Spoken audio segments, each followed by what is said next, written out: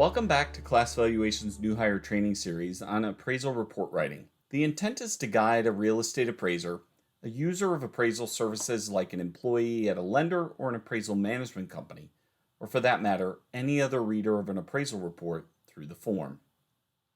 Before we get started, if you're not already a subscriber to the Class Valuation channel, consider subscribing. It helps the channel out, and you'll be alerted to the availability of new content. We appreciate your support, and if you like this video, please remember to smash that like button.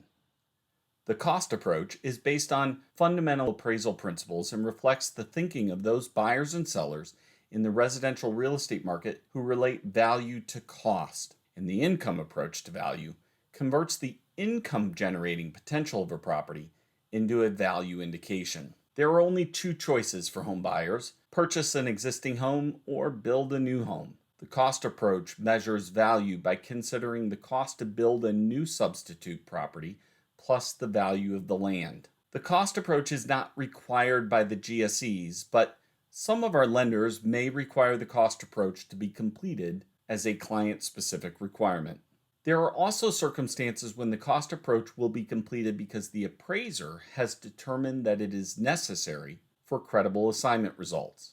The cost approach to value starts with an estimate of the value of the site as though vacant and available to be developed with a new home.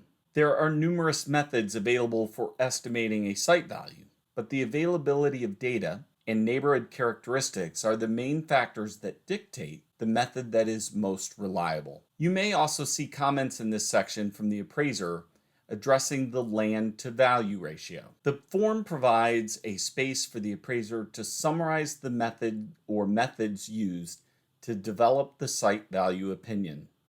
Reproduction cost and replacement cost are different ways of looking at a new home to be built in place of the existing home. Most of the appraisal reports you will see here at Class will use the replacement cost, which is the estimated cost to construct at current prices on the effective date of the appraisal, a home equivalent to the home being appraised using modern materials and current standards, design, or layout. Reproduction cost is the estimated cost to build an exact replica of the home being appraised. The reproduction cost rarely applies for appraisals completed for our uses. It is typically used for unique and/or historic homes and not in a mortgage financial transaction. The appraiser must provide the type of cost used and the source of the cost data. There are various sources for cost data, including local builders, published cost manuals, and online cost estimators. Now, many of the published sources will provide a quality rating that the appraiser must input into the section of the form. The effective date of the cost data will vary from source to source. For example, if the appraiser called Bob, the local builder, on December 15th of 2020 to discuss current build costs, then 12/2020 would be the effective date of the cost data. Economic life is the period over which a home will contribute to the value of the site. The site has value and the home adds value to the site, but once the home no longer adds value to the site, then the home's remaining economic life has ended. The appraiser will provide an estimate of the remaining economic life in years. This home was built in 2019 and has nearly all its remaining economic life left.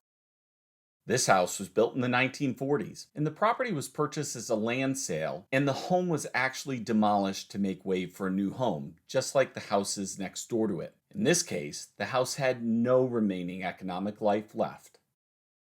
This section of the form is the worksheet for reporting the figures used for the development of the cost approach. The first entry is the appraiser's opinion of site value. Next, the appraiser provides the cost figures to replace the dwelling. The dwelling information here should coincide with the information presented in the improvement section on the first page of the appraisal form and the appraiser's sketch of the dwelling. These factors are all added up to obtain the total estimate of cost new. The next section of this worksheet factors depreciation into the estimate by subtracting from the total estimate of cost new to get a depreciated cost of the improvements. Depreciation is defined as the monetary value of an asset decreased over time due to use, wear and tear, or obsolescence. This decrease in value is measured as depreciation. The last figure in the worksheet addresses existing site improvements that contribute to value. Examples of site improvements include fencing, driveways, landscaping, pools, well, and septic systems. The last entry in the worksheet is where the appraiser provides the indicated value by the cost approach. The indicated value by the cost approach will equal the opinion of site value plus the depreciated cost of improvements plus the value of the site improvements.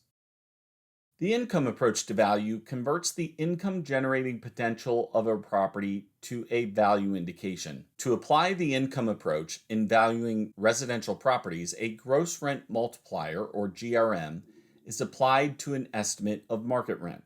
The income approach is not required by the GSEs, but much like the cost approach you were just introduced to, there are going to be circumstances in which the income approach is required and or necessary for credible assignment results. The GSEs do require the income approach for all 2 to 4 family property appraisals and all single family investment properties. The first step in the development of the income approach is estimating the monthly market rent for the subject property. The appraiser completes this analysis by comparing the subject property to other competing rental properties in the market to estimate the most probable monthly rent or income that the subject property will generate. At a minimum, the appraiser is required to summarize the data used to develop the opinion of market rent. And the Form 1007, or Single Family Comparable Rent Schedule, would be included as a supplemental form, and it is frequently used to summarize the market rent analysis and present the data used. The next step in the income approach is to develop a gross rent multiplier. The GRM is a ratio between the sale price or value of a home and the gross income it generates monthly. The GRM is developed by analyzing market data involving the sale of properties that were rented at the time of sale or were rented shortly after the sale, and figuring the GRM. A reliable GRM requires that the appraiser analyze truly comparable properties that have similar operating expenses to rent ratios, and that the rental rates are indicative of market norms. For example, if a home is purchased for $100,000 and the gross monthly rent is $8,000, then the GRM would be 100. After analyzing enough data points, a range for a market GRM will be developed with a summary provided. The last step in the income approach is to complete the equation with the data derived from the analysis of the market rent for the subject property in the market GRM, providing an indicated value by the income approach. Today's video could not be possible without the use of these trusted sources. We encourage you to view the remaining videos in this series. And don't forget, if you're not already a subscriber to the Class Valuation channel, consider subscribing. And if you like this video, please remember to smash that like button. Thank you for taking the time to check this video out, and have a great day.